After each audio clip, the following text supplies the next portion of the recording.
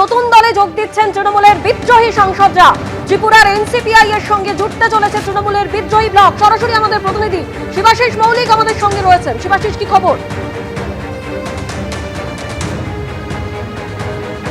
দেখো, এই মুহূর্তে আমার কাছে আসা তথ্য অনুযায়ী বা ভূপেন্দ্র যাদবের বাড়ির বৈঠক সূত্রে সব থেকে বড় যে খবর পাওয়া যাচ্ছে, তৃণমূল কংগ্রেসের বিদ্রোহ কার্যত প্রায় শেষ।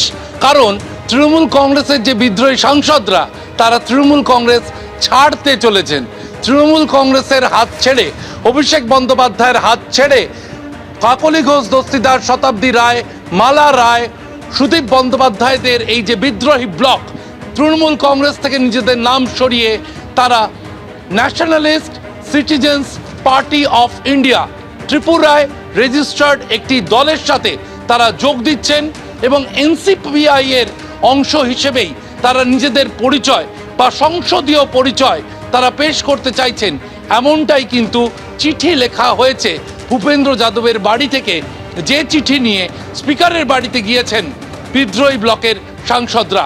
অর্থাৎ তৃণমূল কংগ্রেসের বিদ্রোহী ব্লকের সাংসদ হিসেবে যারা পরিচিত ছিলেন, সেই সুদীপ বন্দ্যোপাধ্যায়, কাকলি ঘোষ দস্তিদার, শতাব্দী রায়, তারা ভিন্ন একটি দলে মার্চ করতে পারেন, যোগ দিতে পারেন।